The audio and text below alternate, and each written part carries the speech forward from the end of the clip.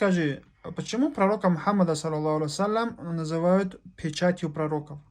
Потому что он является последним пророком цепочки пророков. А ты, Камиль, расскажи нам про первое переселение мусульман.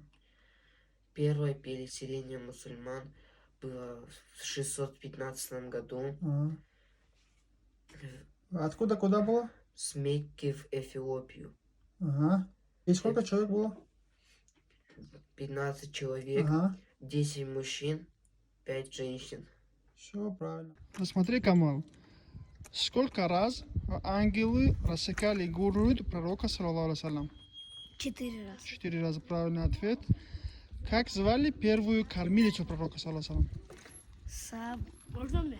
Давай. Суэба. Все правильно, молодец.